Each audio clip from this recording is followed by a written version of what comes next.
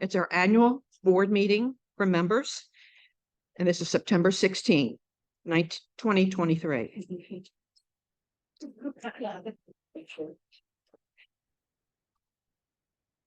This meeting is being facilitated by Zoom as well as in person. For those of you unable to attend in person, we need to try to be quiet so that we don't have a lot of noise going on in the room. So try to be as quiet as possible during the proceedings here. I'd like to welcome all the members of the association, whether here or in Zoom. Anyone here who has not officially checked in at the back of the room, please do so at this time. This is a formal opening of the 2023 annual members meeting of the Oyster Harbor Homeowners Association, as I mentioned before. I'm Donna McGowan, the president of the HOA and the chairman of this meeting. I'd like to introduce members of the board. First is Judy Glover, vice president, Dan Evans, treasurer, Larry May, the secretary, and Danny Matthews, the member at large. I'd also like to introduce the folks at the front desk from Waccamaw Management. Kimberly Burgos is the community association manager.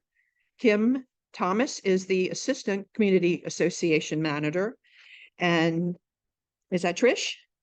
Trish Van Kampen is the community specialist for our community. This meeting will be conducted in accordance with Robert's Rules of Order.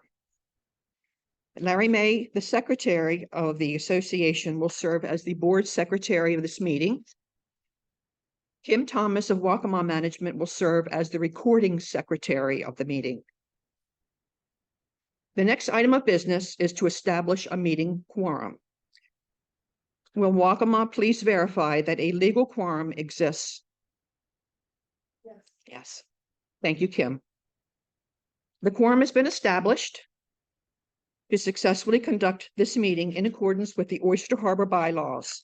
Article 4, Section 4, a quorum at members' meeting shall consist of members present either in person or by proxy, entitled to cast 10% of the votes of the entire membership. So we met more than 47. The next item of business is the proof of mailing notice. Secretary Larry May, please examine the proof of mailing for the notice for the 2023 annual meeting minutes, annual members meeting, and please file that proof of mailing with the official minutes of the meeting, along with a sample of the notice that was directed to the membership. I have and I will. Thank you. The next item of term business is the approval of the 2022 annual meeting minutes.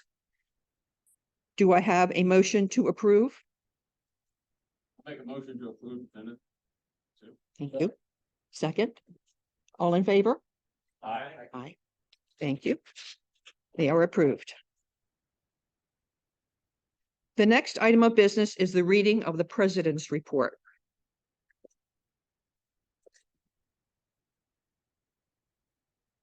At the 2022 annual meeting a year ago, 2 new board members were elected to replace Vincent Bracken and Stan Gudzik. Danny Matthews and Larry May joined Donna McGowan, Judy Glover, and Dan Evans as the 2022-2023 Oyster Harbor Board of Directors.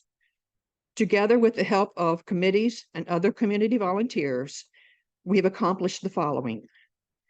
The FPC spearheaded the final review of and approval of the reserve study. The FPC committee chairs and the board worked closely together this year to finalize that report.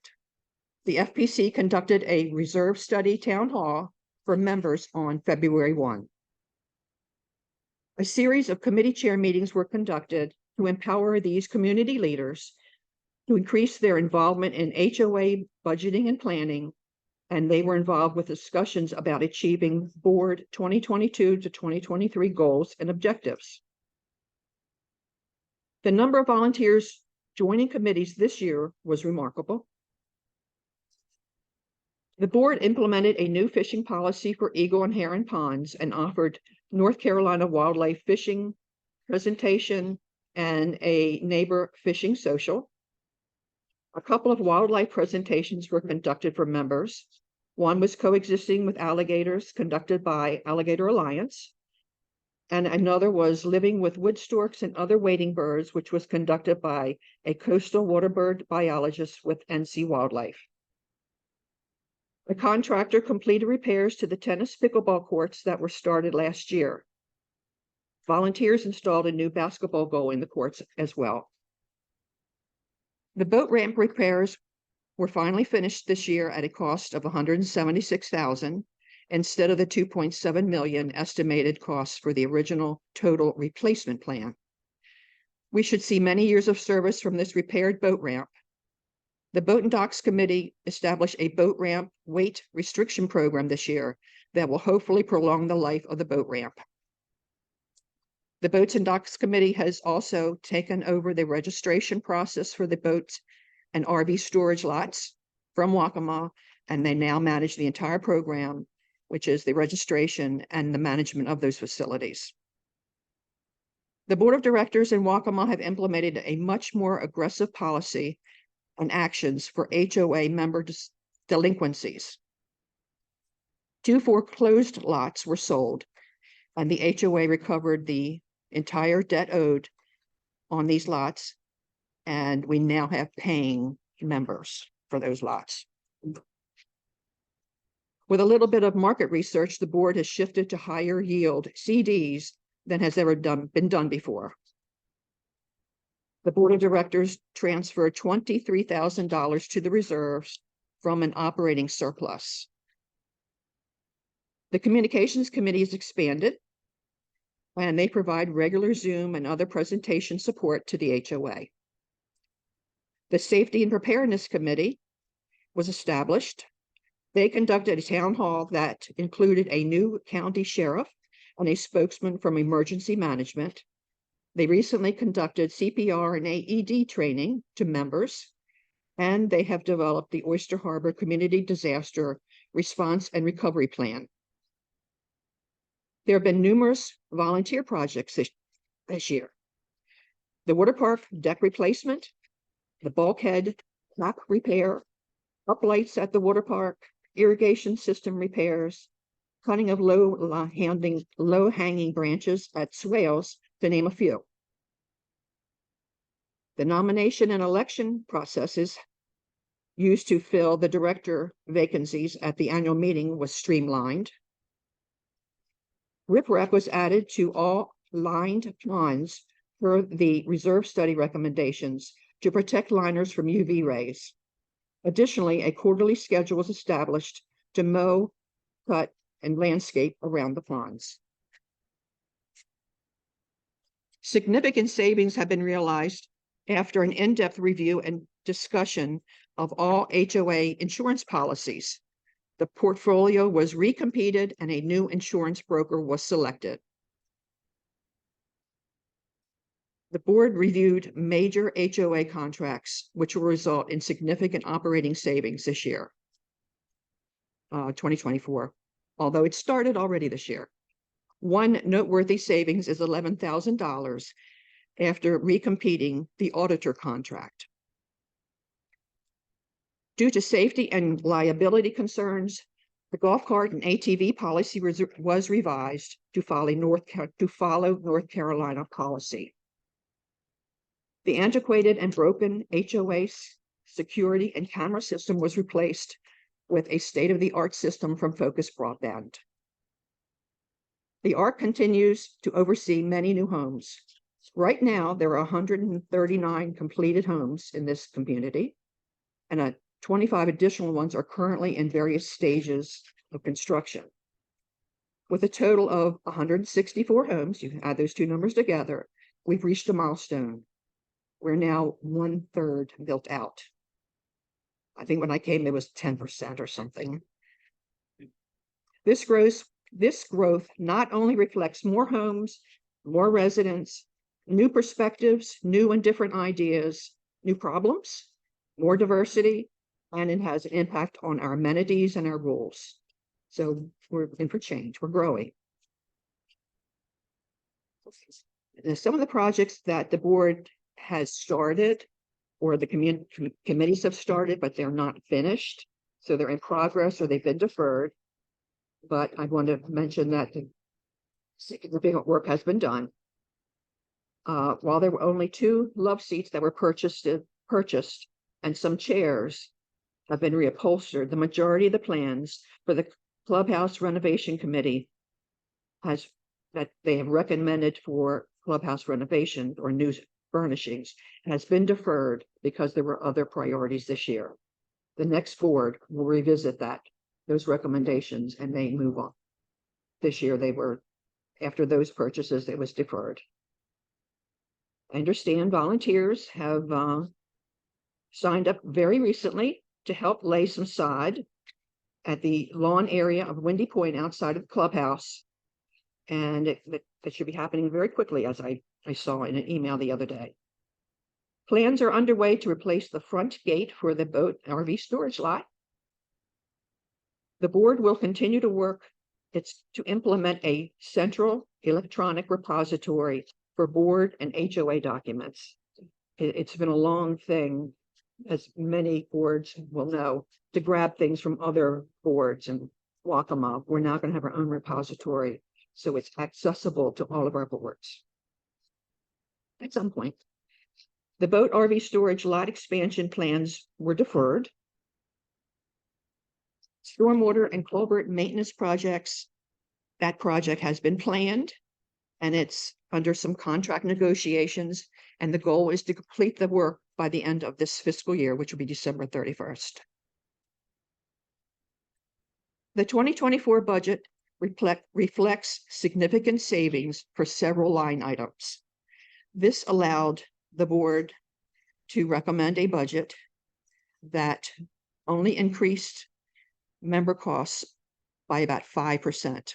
We had projected it would be 10%, but it was an overall of 5%, which is an increase of $79 per member.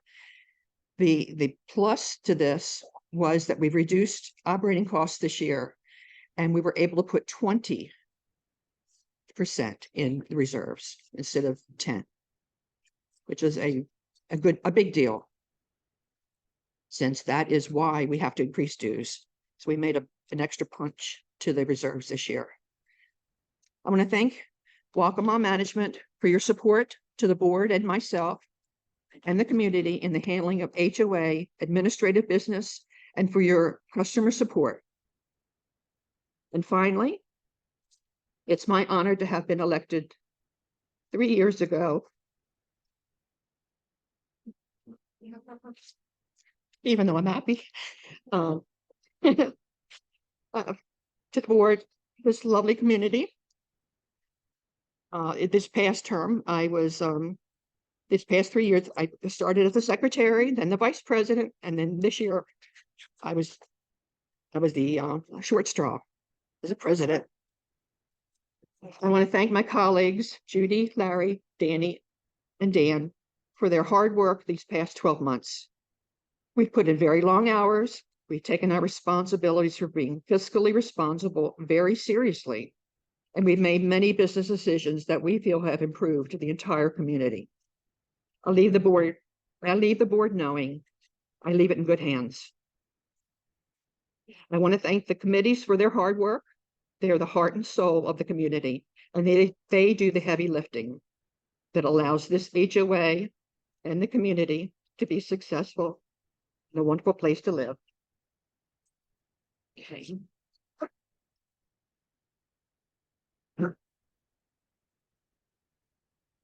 Okay.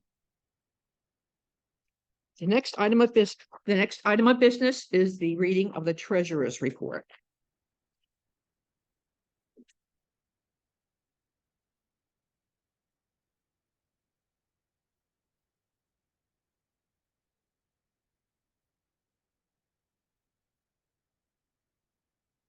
Thank you, Donna.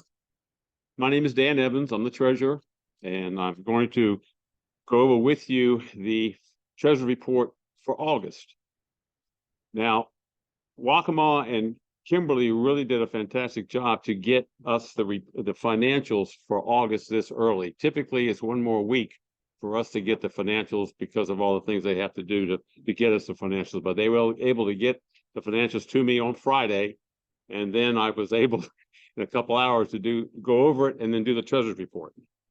So we're going to do it through August 31st. And I've got this. Total operating cash through August is the $28,048. The ARC total is 156,741. Total assets are $404,789. The reserves through August is $1,204,443. Baked into that number is the contribution, the 2021 reserve contribution. The 2023 reserve contribution was deposited in January, and that was for $222,589. We had the whole dollar amount in January deposited to the reserve. The 2021 surplus was deposited to the reserve non-capital contingency on February 2023, and that was for $23,229. That's the money that was left over after we paid all of our bills in 2021.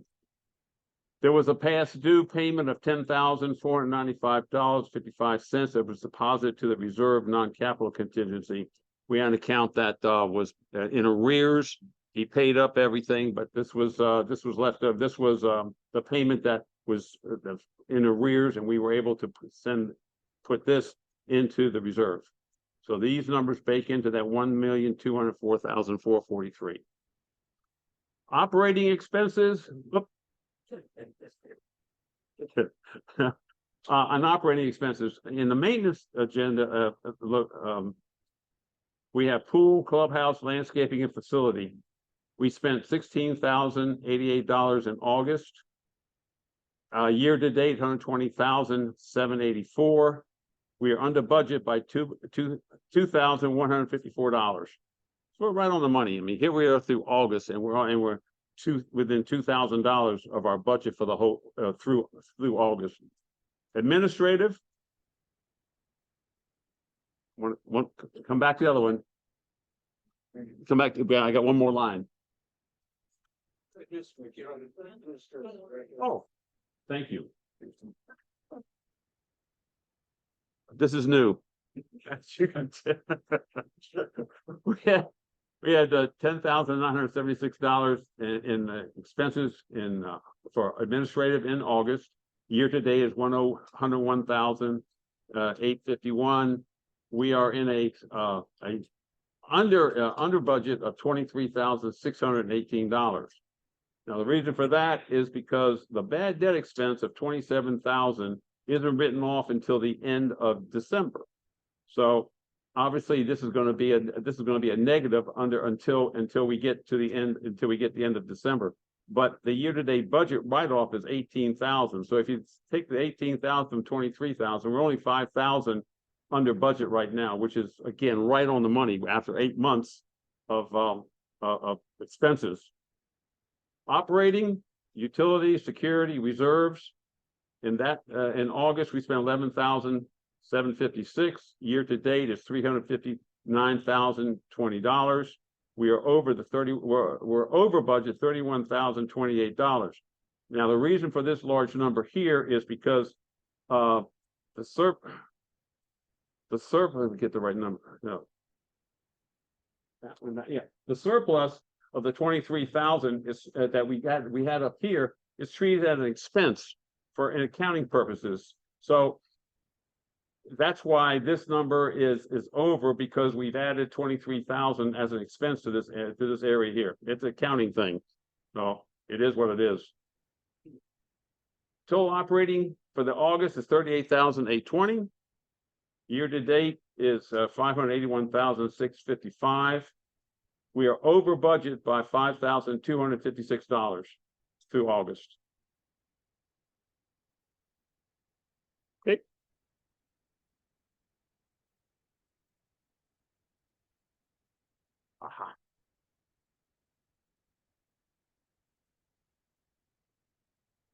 Okay, this is a reserve, what was expense in the reserve through August. We have had no expenses since April. Zero coming out in May, June, July, and now through August, no expenses. So we've spent a total of $29,497 through August out of the reserves. That's going to change big time in 2024 because we've got a lot of expenses coming up. And actually the fourth quarter too, we're going to have some things generated because we're going to be working on some of the infrastructure now, repairing some of the infrastructure that we have going on right now. The delinquencies is a story in itself. A little higher.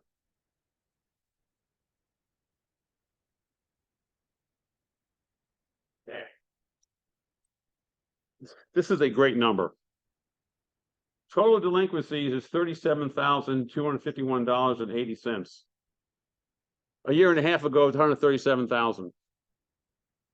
The board and Waccamaw management has done a fabulous job in getting our money. The foreclosure number, this 9,329.57, that could be taken off the books this month because we've sold that foreclosure right there. So that's going to be out. And then we're going to have probably delinquencies unless we add more. I don't know if we will or not, but all we're going to have in delinquencies more than likely through in September will be $27,922.23. That's fantastic. I've never seen numbers like this. I've been the treasurer for about 5 or 6 years now, and I've never seen these numbers like this. So we have really done a very good job, and thank you for making your dues, for making your payments. We really enjoy that. We appreciate you very much. So that's the financials, the treasury report through August. I think the board feels pretty good about what this shows us and hopefully you feel good about where we are financially. $1.2 million in reserves, which we're going to need all of that in a couple of years. And we've got enough in cash to pay our bills to the end of the year. And we have very few delinquencies. So it's really been a good year so far financially here at Oyster Harbor. Thank you. Committee reports by the committee chairs now. We can start with that. Did you want to say something, Don? Oh. I'm the chairperson for this meeting. Okay. The next item of business is the reading of the committee reports. The association has benefited greatly over the last year from the owner's participation in the committee's process. Board of Directors expresses their gratitude on behalf of the membership to the committee members for their work and efforts, which contributed to the betterment of this association. As I call the committee name, will each committee chair or their alternate please state their name up here and present a brief report on the activities and accomplishments of their committee from this last year. And the first one is mine. I am the representative for the ABC POA, and Larry May is my alternate. And I brought them up many times. It is an alliance of the Brunswick County POAs. We are a member of that alliance.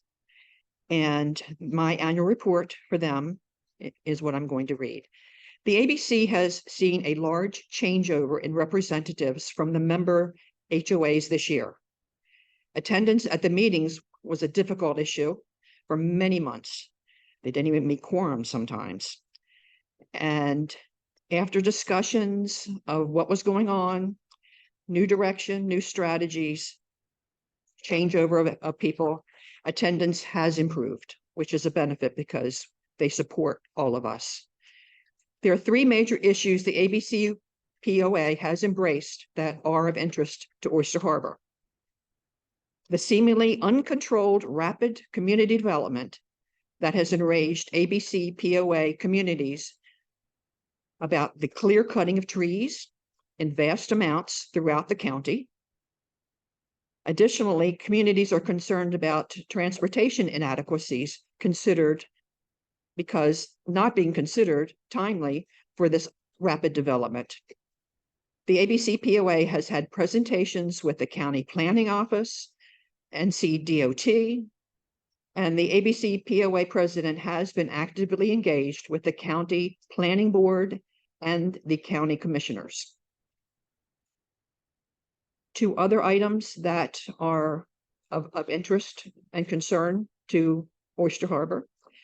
There is pending state legislation that is of particular concern to homeowner associations in the ABC POA. The ABC POA has reported concerns to the Legislative Action Committee. They work with our legislators. They're called the LAC. And with NC Community Association Institute, the CAI. One is House Bill 311, which seeks to provide an oversight authority for HOAs.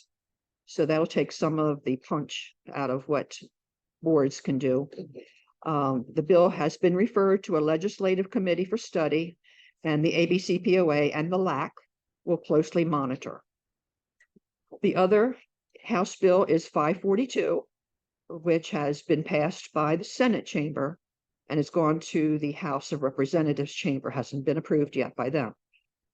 That one will affect how HOA boards foreclose on owners that don't pay their dues with unpaid annual assessments and how they handle fines and violations.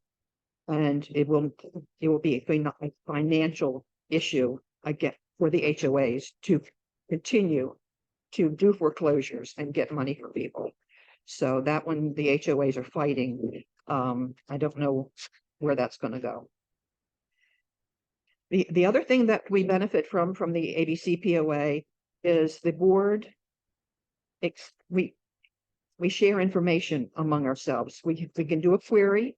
I can ask the ABC POA a question, and they have experience in their associations, and they provide answers. And we have 28 member HOAs, so somebody else out there has a problem or a good thing like we do. And it's a very good exchange for information. It's a good networking, and that's going to continue too. And it's going to benefit to our board. Okay, the next committee is the ARC. Les, would you come up, please? Okay.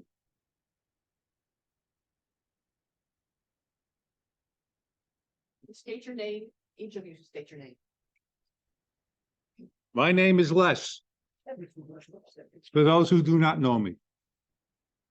As I'm sitting here, just a comment. As I look at what's being broadcasted behind me, we do have a beautiful community, don't we? It's really very, very special place to live. So I don't know if you can hear me or not, but if not, let me know in the back and I will raise my voice, which is quite easy for me to do. Before I go into my report, I'd like to talk about the ARC committee for a moment. The ARC, like any other committee, is as good as its membership. So I have to give a special thank you and shout out to Mike George and Don Testament. They are unbelievable to work with and have a love for the community, just like you. So I'd like to thank them. And I'd like to thank Kim Thomas, too. Kim is sort of like our right hand, maybe left hand, at times probably both hands. The transfer of information between builders to us and then back to builders, community members to us, flows through Kim. So thank you very much, Kim. Appreciate it. So Donna mentioned there are 25 homes under construction. But the reality is we have 36 applications right now. That's a combination of homes that are being built, applications that are kind of like in the hopper right now, ready to be processed, homes that have been abandoned, only one that has been rectified. So everything is up and running at Oyster Harbor. What's interesting, from the day I submitted this report, which was about maybe 10 days ago, Donna, 8 days ago, we have 5 new applications for building. We thought we got away with that this summer when it was really slow. I was actually twiddling my thumbs. I didn't know what to do with myself. But it has not slowed up one bit. So I guess that's a good thing and a bad thing at the same time for those who love the community and the space, but we are in a community and it is growing. And it's growing quite quickly. In addition, throughout this 1 year, we have received 77 applications from the community for lot and improvements. That includes whatever you're doing outside your home. And I'd like to mention anything that you do outside your house. If you have any questions about should that run through the ARC or not, just give us a call. We'll let you know. We're here to help. We're not here to stop. We're here to help. Sometimes we have to modify those requests, but we're here to help. Some of the things that went in, first time in the entire 10 years I've been on the ARC, we've had pool applications. Pretty good. I won't tell you where they are because they'll be inundated with all of you wanting to go there at their cabanas and have a great time. Generator installations, that's a big one. You know why. Lee missed us, thank goodness. House painting, trim painting, shutters, you name it. Anything on the outside, people have come to us and we're happy to help and approve their applications. Or in times, we have to modify them to meet the needs of our guidelines. I was looking at, before I got here, going back about 5 years.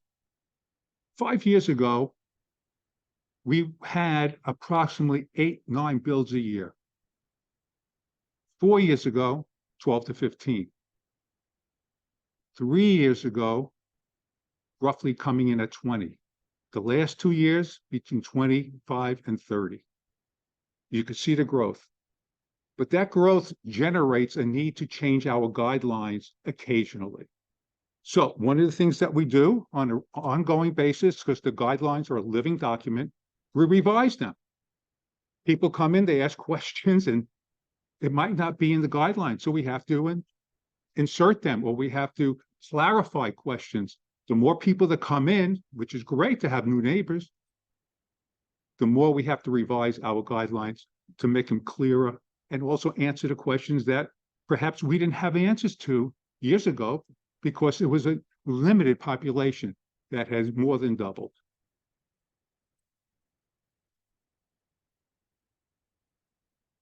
So we've changed things in our guidelines and also to help the community. We increased such things as when a builder comes in, there was an X amount of money that they had to put for road deposits. We doubled that so that if something goes wrong with the build, if they don't fix it, we now have money to get them to fix it. We have a place to go. That's one example. There have been a number of other examples, way too much to list, but most of you who have come in and have talked with us about what you want to do, sometimes it's very helpful because it helps us clarify what we need to do and improve the ARC guidelines.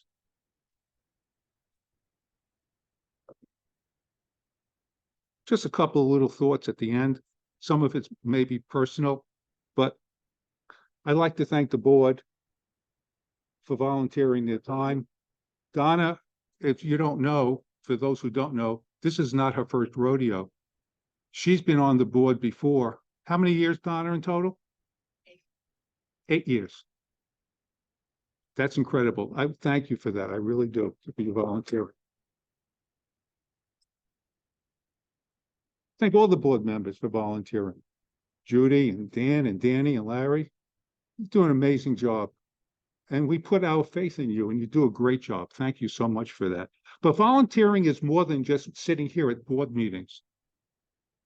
I can tell you and support that they probably put in each hundreds of hours a year. And those who have been on boards, you know that, or family members of boards members, hundreds of hours. So should be recognized as more than just volunteering. It's a tremendous thank you to our community, what you put in, really is. And Donna, thank you for something special. This year, as you president, you also became our liaison for the ARC. Your insights, your support, the transfer of information has been flawless. Couldn't ask for anybody better. Thank you so much for that.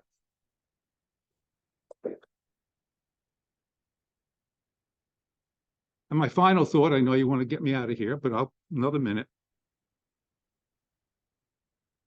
Today is the first day of Rosh Hashanah. In the Jewish faith, that's a 10-day holiday.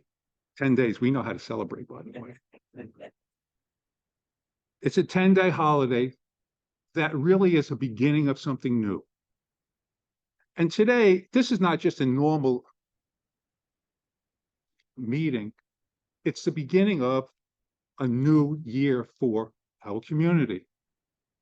And we usually say, when New Year's come along, we usually say stuff like on January 1st, Happy New Year. During Christmas time and holidays, Merry Christmas, Happy and Healthy New Year. Well, in the Jewish religion and the Jewish faith, when Rosh Hashanah is here, we say Shana Tova. And Shana Tova means have a great day and have a great year to anyone you meet. So Shana Tova to the board, Shana Tova to you, and we all have a great year. Thank you.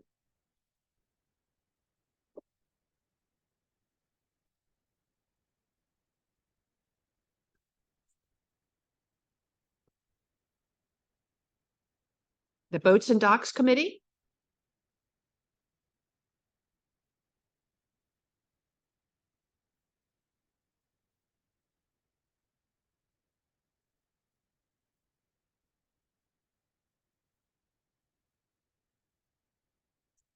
My name is Bruce Baker. I'm the chairman of the Boats and Docks.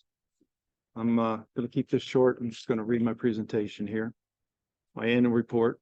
So in January, we started with a new boat registration, boat usage form, provided more information. And then, of course, with the guidance of our marine engineer, we added the boat registration form to monitor the weight that would be using the new ramp or the repaired ramp, so that we don't overstress that. The boat storage area has been filled throughout the year, pretty much with a waiting list all year long. We went through all of the boats in the storage area and the trailers and got people to get their equipment updated, or if they didn't want to get it updated, we got it removed. So right now everything's up to snuff there.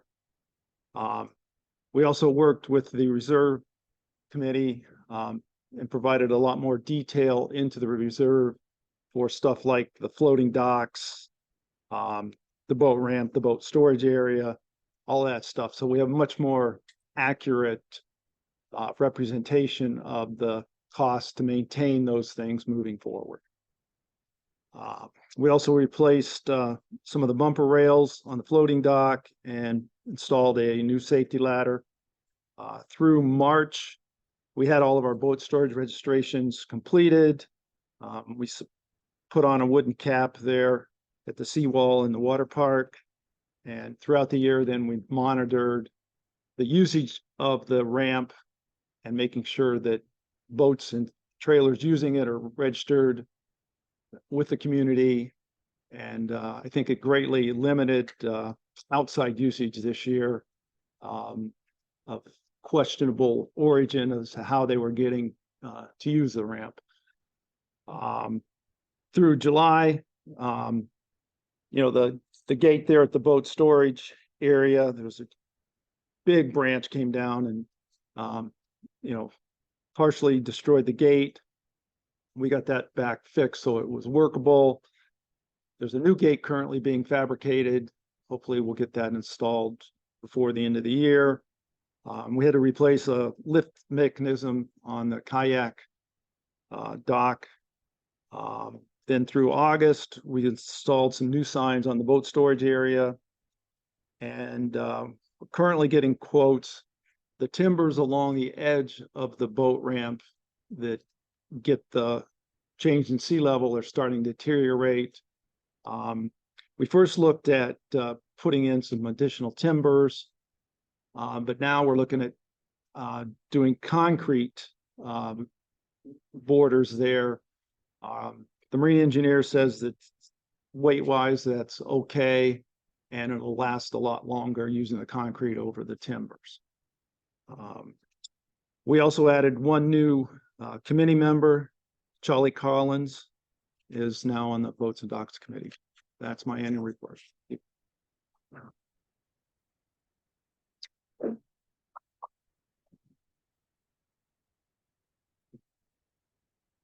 The Clubhouse Committee?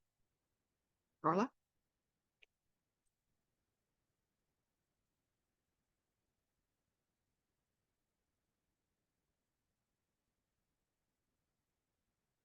Hello, I'm Carla Vishnevsky. I'm here to report for the Clubhouse Renovations Committee. As most of you will recall, this is an ad hoc committee that was appointed by the Board of Directors to aid in the renovating and improving the clubhouse interior, the enclosed porch, and the deck. We were asked to focus on the flooring, lighting, painting, and modernizing the kitchen, as well as updating the furnishings. Because of a lack of funding, due to a decision to limit expenditures to required rather than wished for projects, we were unable to proceed with many of our plans and goals. We did accomplish quite a bit, however, in that the new flooring, painting, lighting, new furniture was purchased and installed, and we did do the upholstering that what Donna mentioned earlier. We are continuing to work together. We inventoried all of the interior furniture, artwork, and accessories and compiled a list of items that were no longer needed or wanted. A request was submitted to the board requesting permission to liquidate these items by first offering them to association members by way of a silent auction, then online or consignment. Items not sold would then be donated. Funds collected would be used for the purchase of artwork, fabric, and furnishings, subject to board approval. The board approved this plan, and we hope to accomplish the readying of these items and subsequent sale in the near future. We secured a quote for repainting, repair, and certain pieces of furniture, but since the quote seemed costly, considering the age and condition of some of the pieces, it was agreed to seek other quotes and options. We're still working on that. We will continue our search for replacement tables and chairs for the deck. However, the deck is currently in poor condition and needs repair or replacement prior to the purchase of new furniture. We will continue to plan for the kitchen remodel and storeroom expansion along with the Structures and Grounds Committee, with the understanding that this project is not currently funded. We have enjoyed working together and are looking forward to moving ahead. My committee members include Lauren Cotton, Kim Shope, Brenda Testerman, and Don Testerman. Thank you very much.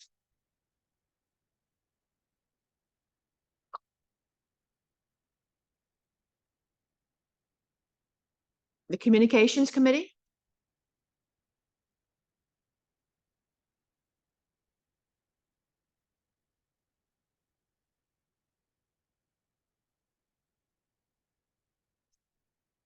I'll wait for my cue.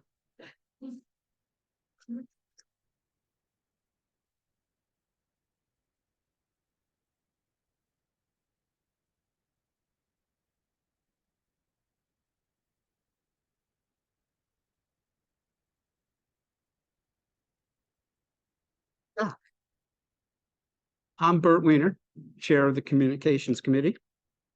The Communications Committee has 4 major tasks, which I'll speak to individually. Before we do that, I'll just highlight the committee members. Myself, Larry May is our board liaison. MailChimp is handled by Carla Wisniewski. myself. The Pearl team is Chris Duva, John Iden, Candy Swift. The Zoom team, all our nerds over here, Llewellyn Braidman, Chris Duva, Jim Lunsford, and myself. Slide 1, please. So our first task is maintaining oysterharborhoa.com. Since last September, we've made over 100 updates to the website. This new member home section was added to highlight upcoming events and community news. It's now the landing page for members logging in. And if you stay logged in for over 10 minutes, you get logged out. 57 new users. So it's part and parcel with some of the building that's going on. We added 57 new users to the website this year. And maintaining oysterharbor.hoa.com has been my bailiwick. Slide 3, please. Sending community emails via MailChimp. We sent a whopping 270 emails this year. Too many, right? I know. More on that in a minute. Emails are sent by Carla and with occasional backup from me. Slide 4, please. Publishing an electronic newsletter, the Oyster Pearl. Here's a sneak copy. There it is as well. The team has produced 3 issues with one due out very shortly. Team Pearl consists of Chris Duva, editor-in-chief, Candy Swift, and John Iden as editors. Next slide. Running Zoom meetings for major events. Each meeting video is then edited and posted to our Oyster Harbor YouTube site. This year, we produced 9 videos of board meetings, reserve study discussion, safety and preparedness presentations. The Zoomies consist of Jim Lunsford, Chris Duva, Llewellyn Braidman, and myself. Next slide, please. So we have 2 projects on the horizon, 2 large projects. The biggest that we're looking at is the replacement of our website, email, calendar, survey packages with a single HOA specific package. We're in evaluation mode right now. Among the many advantages we see in this new package are lower overall cost, more member controls over the kinds of communications that you receive. Remember those 270 emails. The ability to send text messages and ease of use for the communications team. Another interesting and exciting project is the installation of 1 or more electronic signboards at our main gate, as well as in the clubhouse. These would provide multiple scrolling messages that are timely and local, things like lost dog, trash pickup rescheduled, and in the clubhouse, we could have room reservations. The messages would reduce the number of reminder emails currently sent. Slide 7. Thank you very much.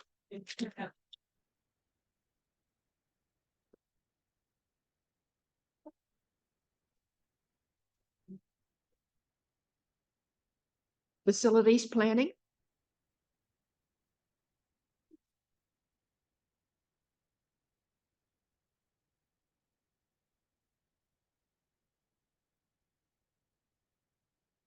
Good afternoon. My name is Dave Chiretto. I'm the committee chair for the Facilities Planning Committee, or FPC. As mentioned in Donna's president's report, we were very busy this year. At the beginning of the year, we had our reserve study, which was conducted by an engineering firm, and we worked extensively with committee chairs in boats and docks, structures and grounds, and ponds, as well as the board many times to review the information to make sure it was accurate. The study and explanation of the reserve listing and related documents to it were discussed in a town hall meeting, which we conducted on February 1st. Now, thanks to Dan, our board liaison, for giving me August numbers, because when I originally did my report, I had July numbers. They didn't change much, okay? So as of August 31st, our reserve balance is $1,204,443.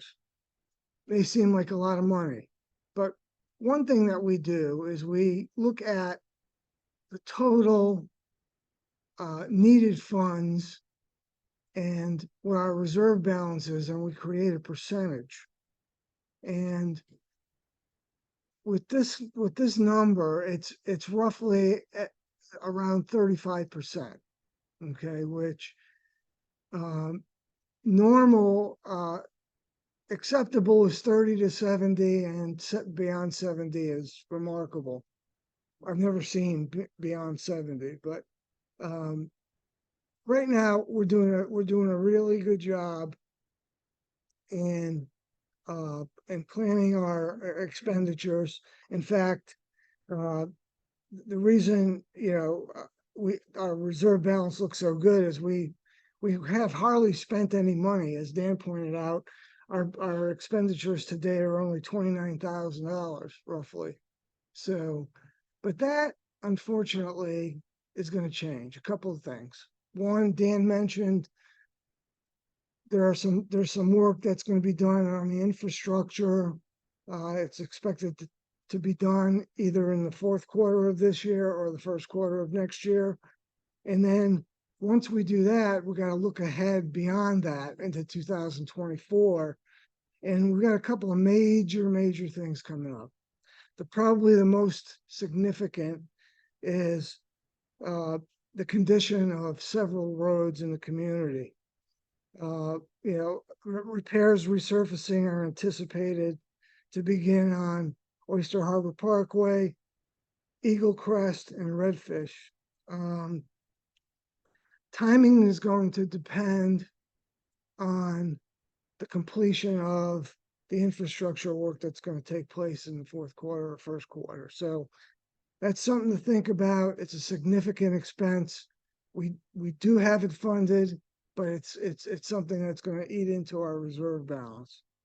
Also, as the community ages, minor replacement or repairs are scheduled to be completed for several items, and Carla mentioned one, the wood decking at the clubhouse, replacement of fountain pumps and some of our ponds, and normal painting and pool maintenance. On the positive side, the board has done a great job, in my opinion, in providing funding to the reserve.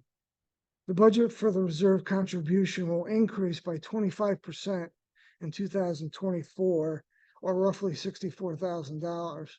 So this is in addition to the contribution made in 2023. The engineers, when they completed their study, recommended a $50,000 a year contribution for the next several years. We're over that right now. The other thing that we're doing, and it's part of our goal, is we're beginning to look at alternate sources of funding in addition to just assessments.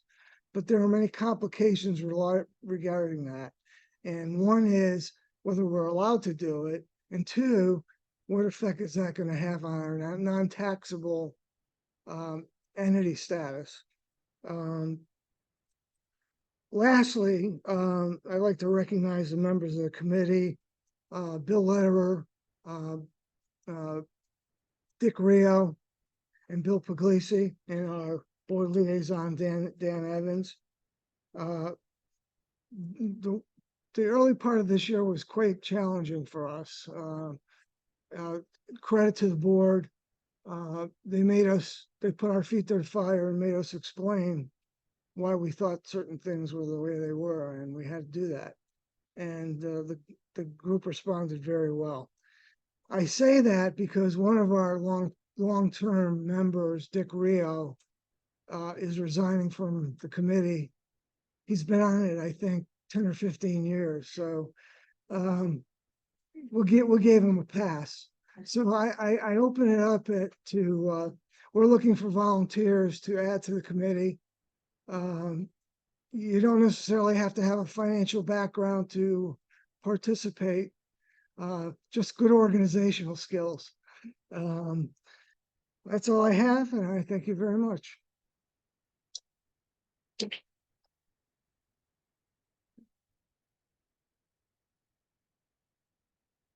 Landscaping Committee?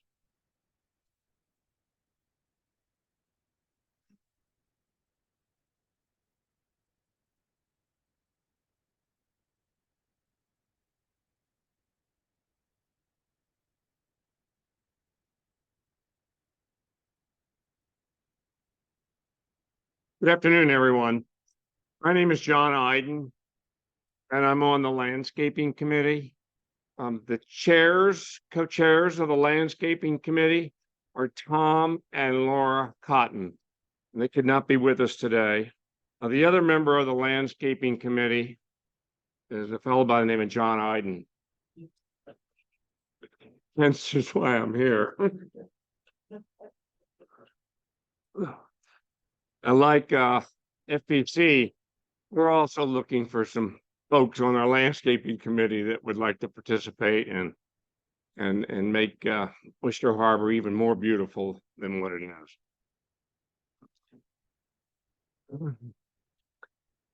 The landscaping committee is responsible for maintaining and enhancing the beauty of all the common areas in Oyster Harbor. The committee works closely with the landscaping vendor and is ably assisted by community volunteers who are trimming low-hanging branches along the swales. That's one of the things that we've done so far this year. Activities, projects accomplished by the vendor include weekly mowing, string trimming or weed eating, blowing all hard surfaces, swale maintenance, which includes mowing, weed eating, and removal of debris, road maintenance, making it free of plant growth, drain maintenance, free of debris, RV/boat storage maintenance with a quarterly spraying, flower bed maintenance, leaf removal from hard surfaces, medians mowed weekly, and finally pond maintenance once a quarter, removal of weeds and dog kennel. Now, some of the activities and projects planned for the remainder of the year include, and this is going to happen this month, trimming the palms, spraying for weeds in the lawn, boat storage cutting, and then in October, next month, the hedges are going to be trimmed, annual flowers in the beds will be renewed, edging in October and November, leaf cleanup in November and December, and the ponds in December. And that's the extent of my report. Thank you.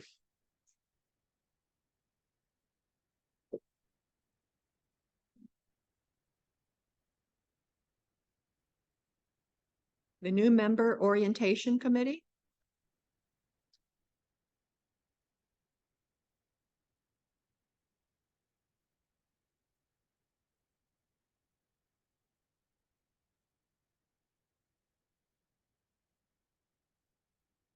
Good afternoon, everyone.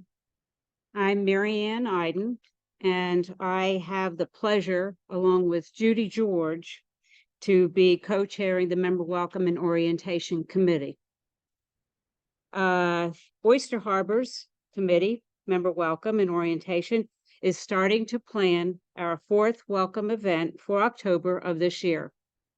Our goal and the goal from the start has been to welcome all our new members, whether they are building, buying, lot owners, or moving into the community to an existing home.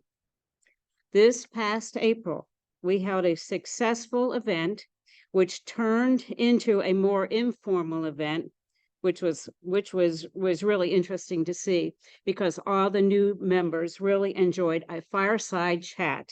And we had 11 residents there at the time, and that was in April. We have, from the very beginning, we're a 2-year committee, thought we were going to be able to have a schedule of meeting 4 times a year. But so far, we have found out that meeting every 6 months, new members coming in, has worked out well. So that's where we are right now. We meet 2 times a year. So from April, we had 11 residents that learned the important takeaway from this event is our sense of community, the website, and a chance to meet new members. We offer an agenda to all the new members coming to our evening event, and we highlight this agenda with a tour of the website, which our webmaster does a fantastic job of doing. Our ARC committee chairperson, who is wonderful in helping them understand of just what the ARC does within the community. We also work closely with our social committee chairperson, Carla, and I think we work hand in hand with this committee, getting them involved and introducing them to new programs and to volunteer, and make them feel very much at home and a part of their new community and neighbors, new friends and neighbors.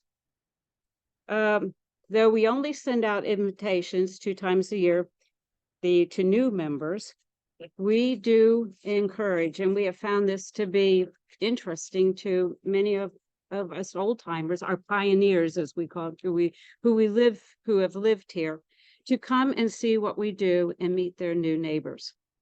The information we provide is a good starting point for most Oyster Harbor and a handy reference for all our residents, new and old. All owners who have signed up for access to the Oyster Harbor website have access to this information under the Member Welcome and Orientation section. Our committee is a true example of great teamwork and includes my co-chair, Judy George, who is also my computer guru, along with Judy Glover, our liaison, Beth Baker, Llewellyn Brademan, Patty Christopherson, Donna Evans, and Elaine Weiner. Our very supportive board liaison, as I mentioned, Judy Glover, is always very prompt in returning any of our questions or information we need for each meeting. Seeing as this is an annual report, we would also like to note that we have no budget issues. We look forward to meeting all new members for this month, October 24th at 7 o'clock at the clubhouse. We have just sent out our invitation invite to 25 new members who are either in the process of building, who have bought an existing home, who have just moved in. So and actually through this list that's compiled with the help of Waccamaw, especially Kim, we thank you for your always prompt turnaround with getting us the information we need to send this invitation out to all, make sure that we include everyone, new homeowners. And this year we are sending out 23 emails that just went out last Tuesday. And thank you, Bert. And also 9 snail mails, which is a huge jump in being able to have email information.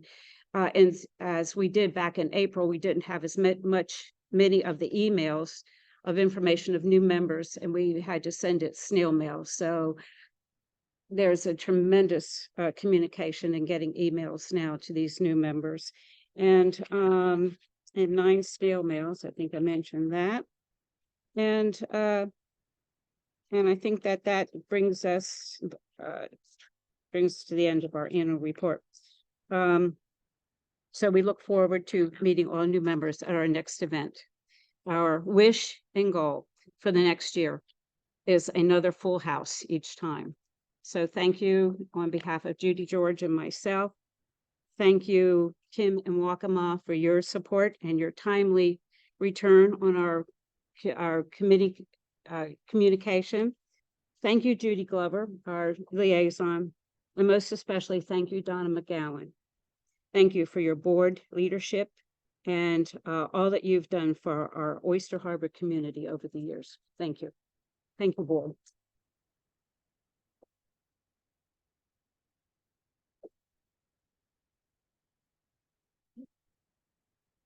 Nominating committee?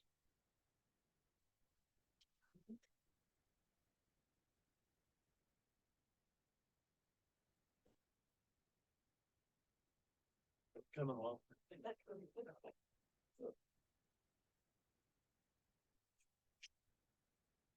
The nominating committee annual report. My name is Larry May. I'm the co-chair for the nominating annual nominating committee. The board secretary was tasked with reforming a nominating committee to secure the nominations for the one term expiring on September the 16th, today, and that of Donna McGowan. 4 residents responded to the call for volunteers for the committee, with the board of directors approving them all. Those members of the committee are Candy Swift, Marty Goldman, Kathy Kaiser, and Jim Lunsford. And Judy Glover graciously agreed to be my co-chair as well to walk me through the process on this. The committee reviewed the 2022 call for candidates packets, made changes to what was used last year, submitted it, and it was sent out via the webmaster, via the mail, and out to, via webmaster posted it to the website, so that way we could make sure that it was there for everyone to see. 2 members were nominated and 1 accepted, Mr. Brian Vinson. The candidate was announced and his bio was placed on the website. Committee, in coordination with Bert Weiner, the communications committee developed a plan for meet the candidates night. Since my glasses are exactly in between this, and so instead of a 12 font, I should have had about a 14, if you will. Since there was only 1 candidate accepting, the call for the questions were sent out. The committee reviewed those questions, approved them, and thus made the meet the candidates night forum.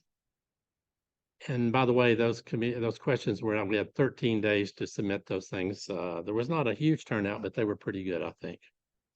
The meeting was held on Thursday, August 17th, 2023 at 7 p.m. And as an in-person and Zoom meeting, we had a pretty good attendance on Zoom as well. The meeting was recorded and is available on the Oyster Harbor website. I have no budget issues because Dan didn't give me one, so everything came out of pocket.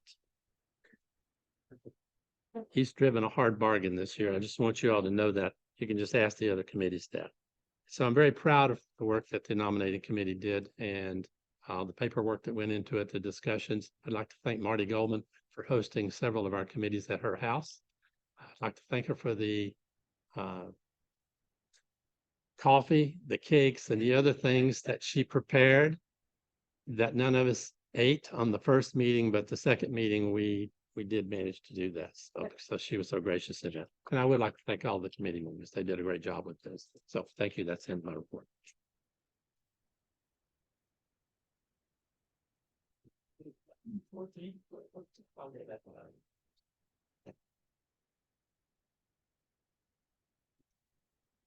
Ponds and fountains?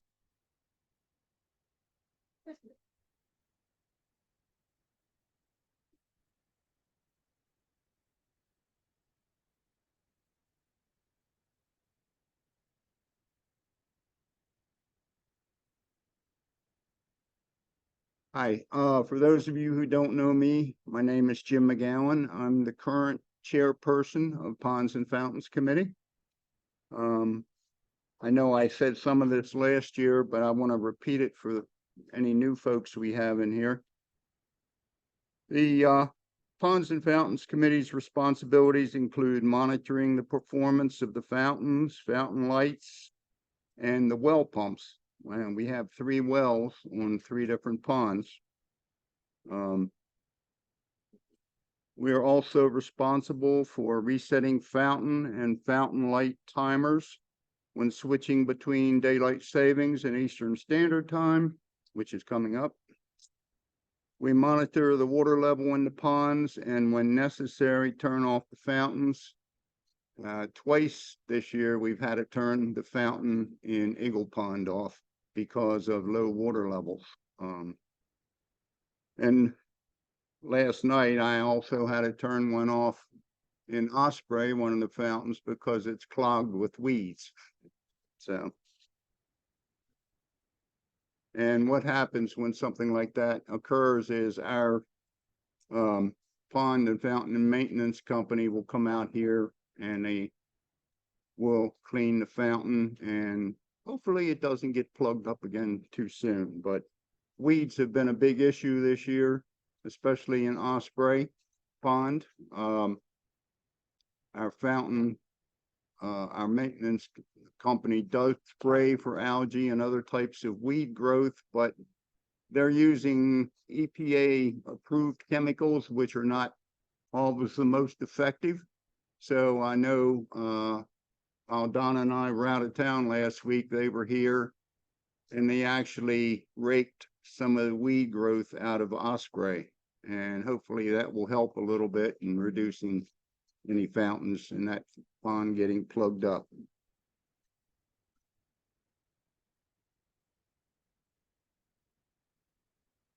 Like I said, we monitor the water level in the ponds.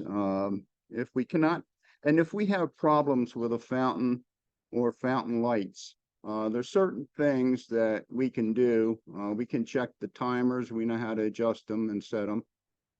We can check circuit breakers and all, but they don't pay us enough money to go behind the boards in those electrical boxes. So we don't mess with that. However, we did go swimming in Cardinal Pond the other day. Where's Bill at? Oh, there he is.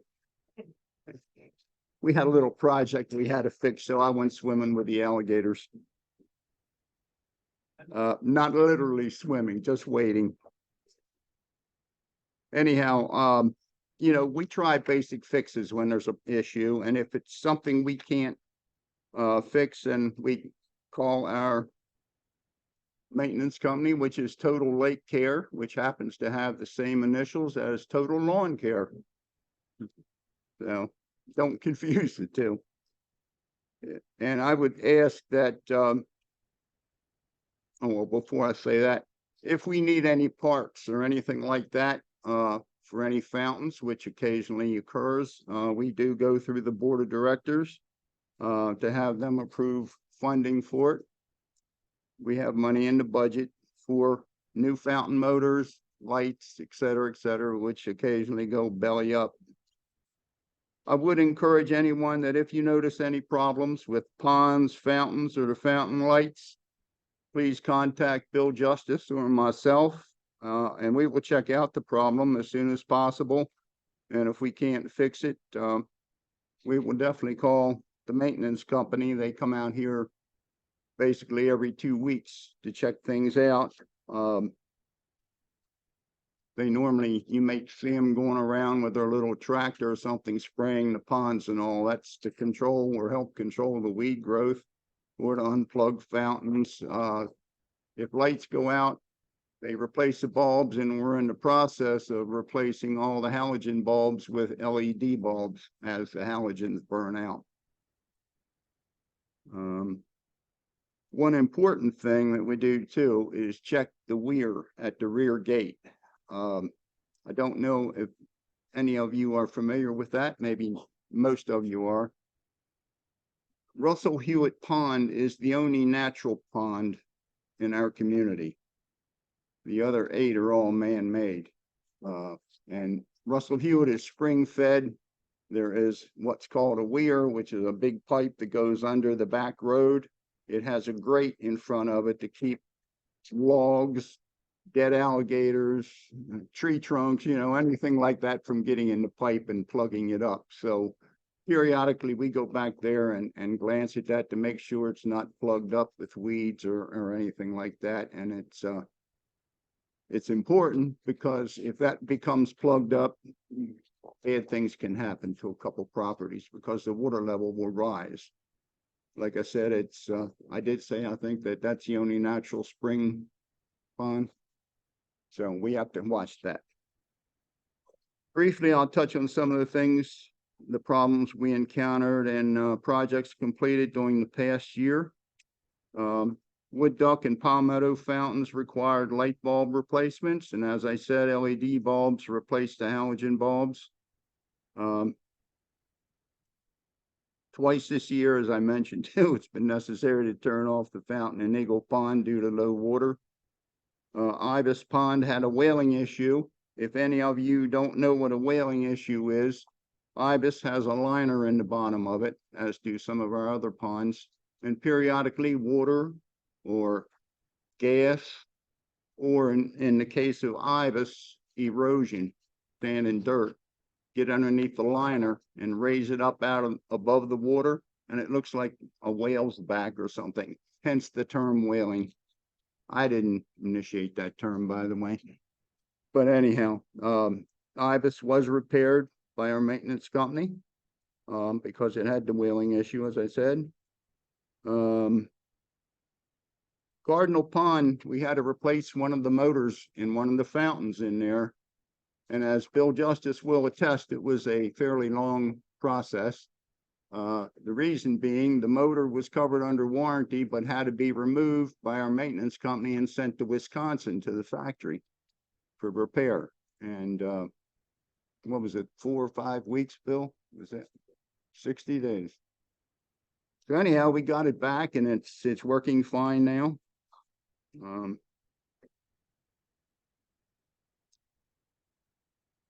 And we've had some other ponds that had issues with, well,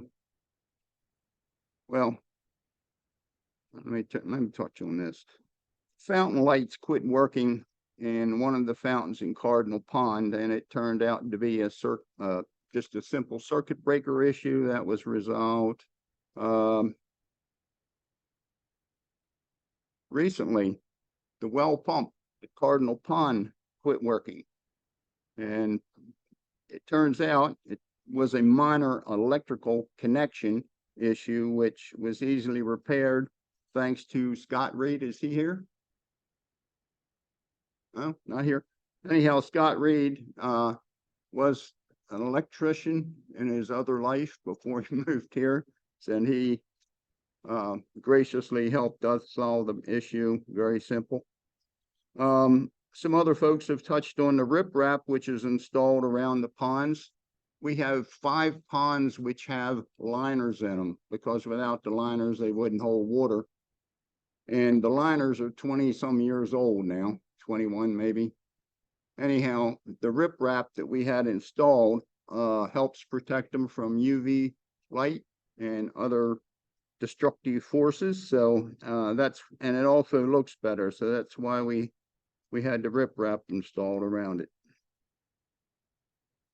And the fountain and fountain light timers, I'm not sure, when does daylight savings time end? Anybody know? Nope. November 8th. Before that, Bill and I will get around to all the ponds and adjust the fountains and fountain light timers for Eastern Standard Time. And last but not least, reading this report is my last activity as chairperson. I'm stepping down. Bill Justice, you are now officially the new chairperson. He's been approved by the board and he will be taking over as of now. So thank you very much.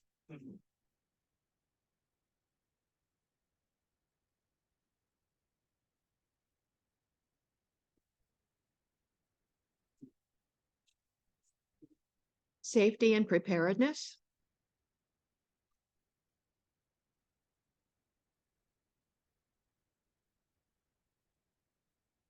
Hi, I'm Leanna Winslow. I'm co-chair of Safety and Preparedness Committee. I will read our annual report. The Safety and Preparedness Committee was formed in January of 2023 to assist the Board of Directors on matters related to the well-being of the community and its members. Committee members are Bob Wilson, co-chair, Glenn Moran, Ray Persinger, Bill Justice, and Jim Lunsford. Larry May is our board liaison. So far this year, we have established a community-wide disaster policy, modified the golf cart policy, established relationships with the Sheriff's Department and emergency services, hosting a town hall. We have also been in contact with Tri-Beach Fire Department, and we held a training course for the AEDs and CPR, and established a emergency boat launch procedure. We've collaborated with the ABC POA. Bob Wilson attended a FEMA course entitled When Disaster Strikes, Prepare, Act, and Survive. The Brunswick Electric CEO presented at our committee meeting regarding power outages. Incident report approved. The FEMA Vial of Life approved and distributed. Also published an article in the Oyster Pearl. We are working on in progress the EOC Oyster Harbor Continuity of Operations. We're forming a community watch program, coordinating with Communications Committee regarding emergency community alerts, working on traffic control, and also looking into hosting a fire prevention presentation. We ask for our needs, which are to host additional first aid courses, have a community emergency communication plan, and for the budget for 2024 to be approved. Thank you.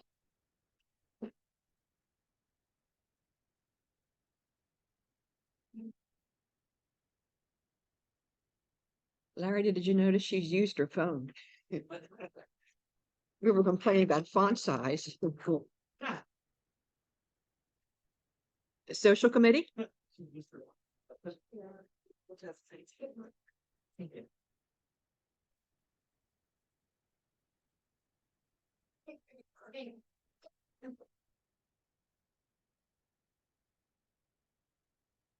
Hi, I'm Carla Vishnevsky, and I think it's a 16 font.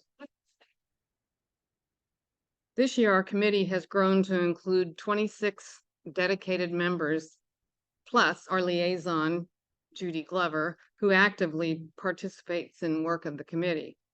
As outlined in our charter, we are dedicated to providing an opportunity for all members of the association to come together, have fun, and develop friendships with other members and guests.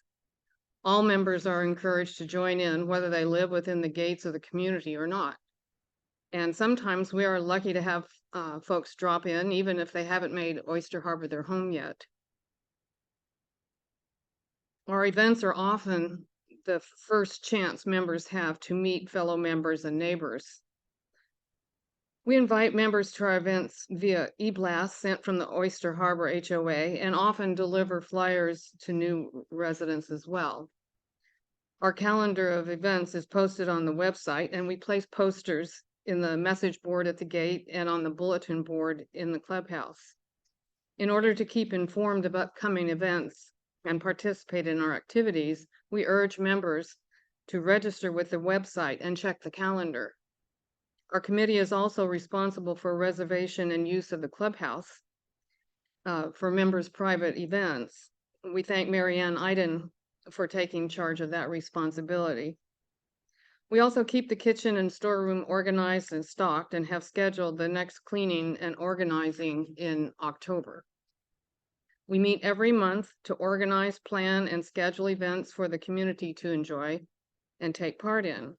We strive to have the calendar of events for the next year by December 31st, but we remain flexible to add or delete events depending upon circumstances.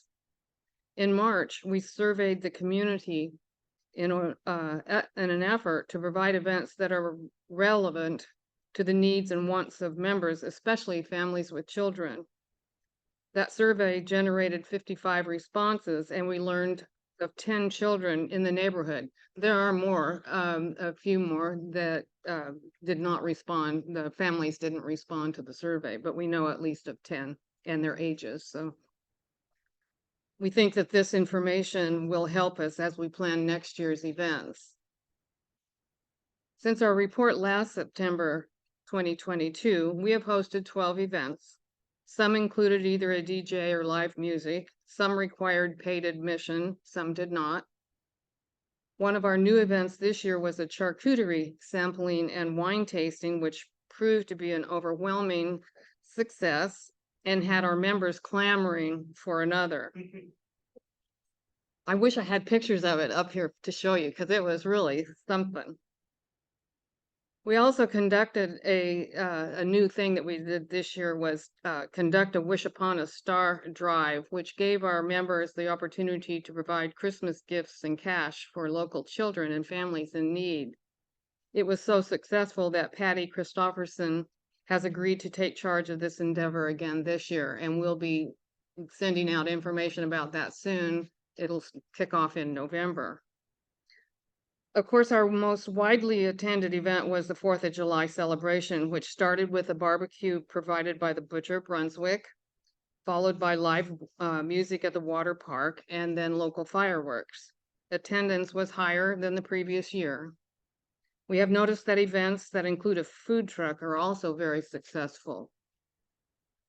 We still have a number of other events planned for the remainder of this year.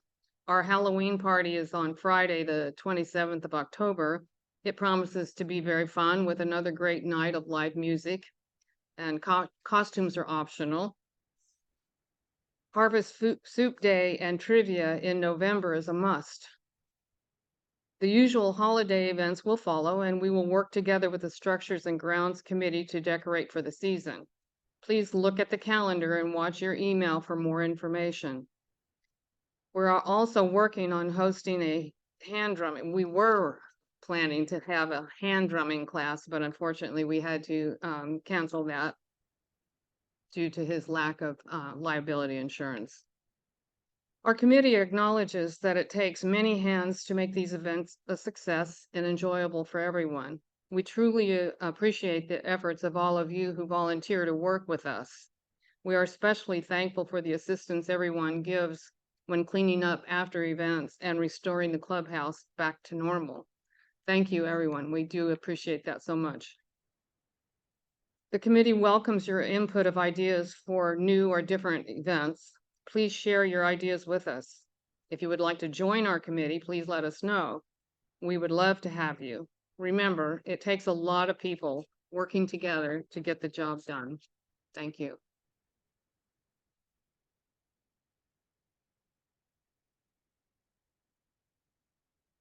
We have two more left. Structures and Grounds.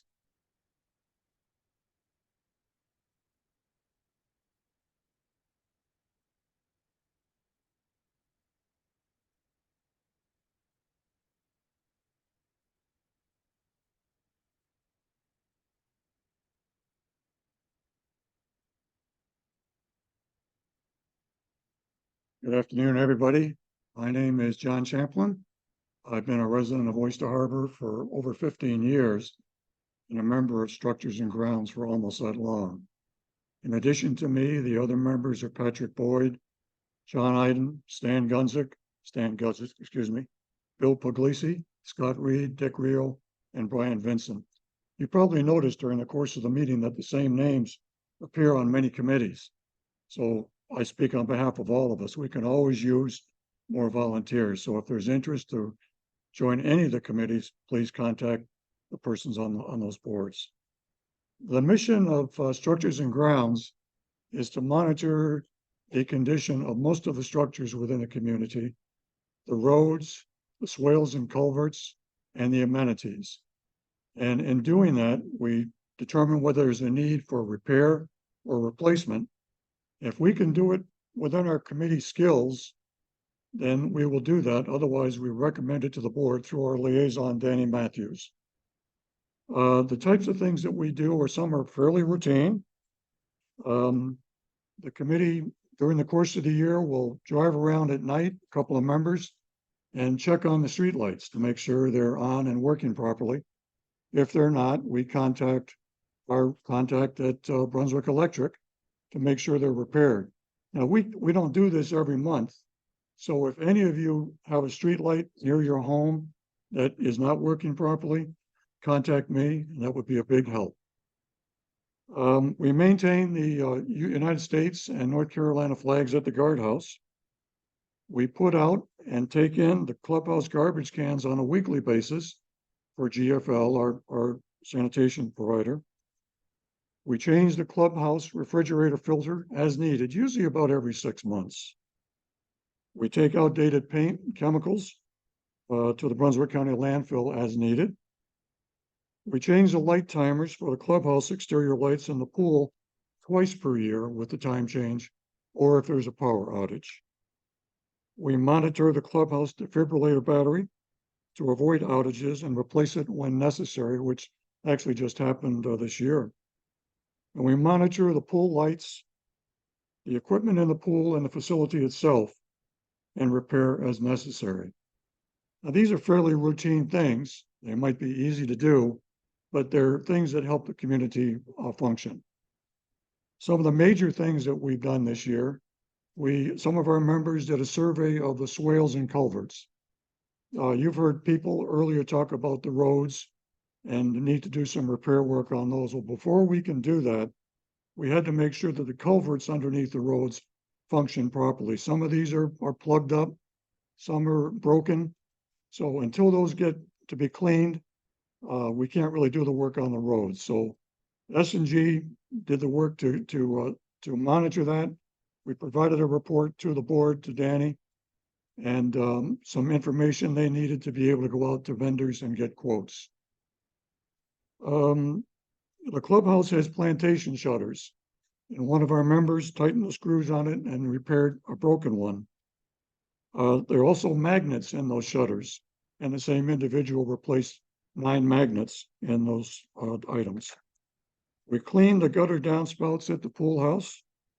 We repaired several Easy Breeze windows on the sunroom. I noticed there's one more that needs repair there, so we'll get after that. We placed the pool clock and a shower head in the pool house men's bathroom. We solicited additional quotes for pressure washing of the structures in the community. We replaced a motion switch in the clubhouse ladies' bathroom. We painted over unused handicap spaces in the clubhouse parking lot. And we repaired and replaced some broken pool lights. Again, thank you all for your time. We appreciate the support of the board and welcome up. And again, if you're interested in joining Structures and Grounds, we'd love to have you. Thank you very much.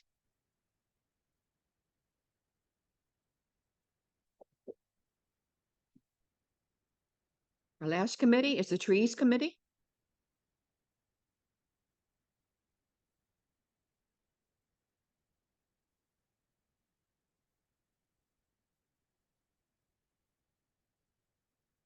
This is going to be the shortest report.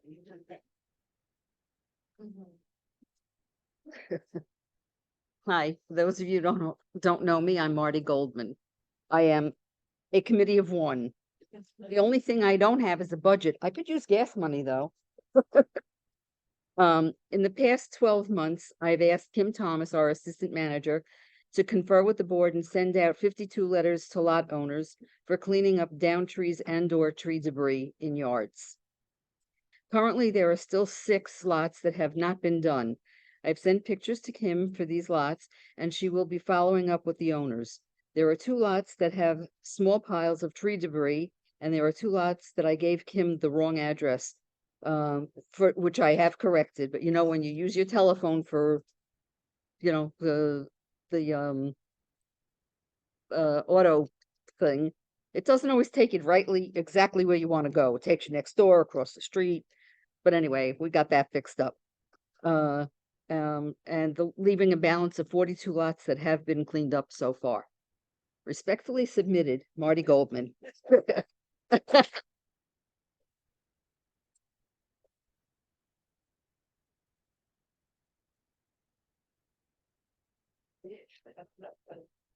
The next item of business is the election of a new director.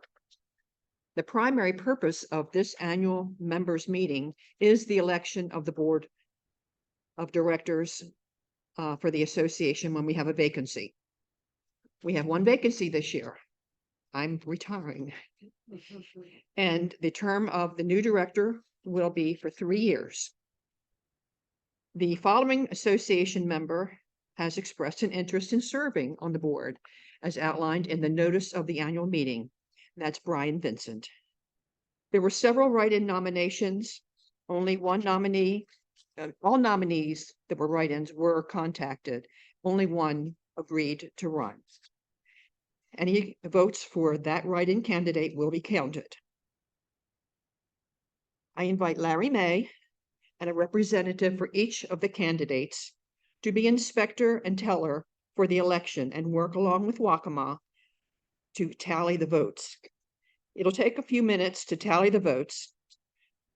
Do I have a motion to have a recess since we've been here? See, how long have we been up here? An hour and a half. I'm going to take a short recess while they can tally the votes. And we can reconvene after the recess and Larry will announce the vote results.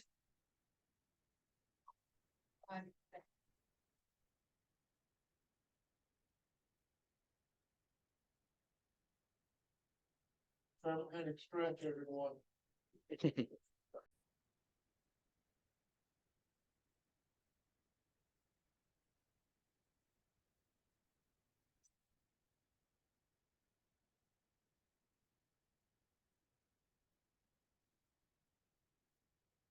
We're going to announce the results of the election.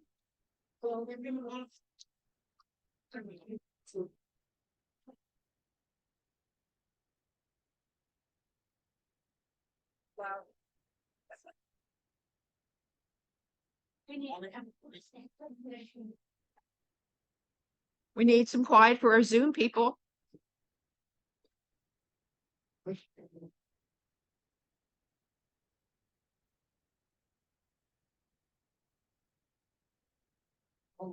I made myself a note and then I didn't read it. I wanted to thank all of the committee chairs or anyone representing a committee chair for their, as we all heard, all of the work that their committees are doing. And I know I speak for the board and for the community that we've got some really hardworking people doing wonderful things for our community. And I want to give our committees a hand. Thank you. There were some years, many years ago when I was on the board before, and in between when committees would lose people. And right now we have a lot of good volunteerism and it's a good thing. And make sure everybody realizes what a good thing that is. Okay, Larry, ask Larry to come up and announce the findings of the election.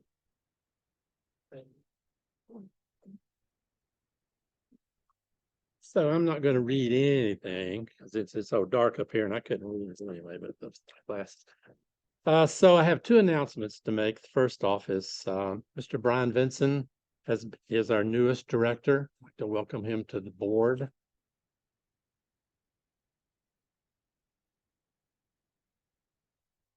And would also like to say that the 2024 budget has been ratified, so it's been accepted, which is a really good thing too. So I'd like to thank you for taking the nomination, being a candidate who advanced, so that good. So thank you, sir. Thank you.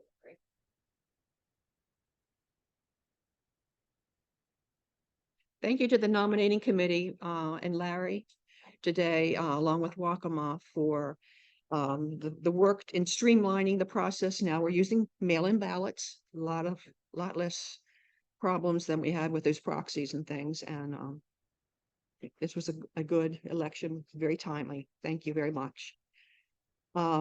This concludes our annual meeting and election business. Do I have a motion to adjourn? We've been here for 2 hours. Motion to adjourn. Thank you. Second? Second. In favor? Aye. Thank you very much. Thank you. Thank you. Yes.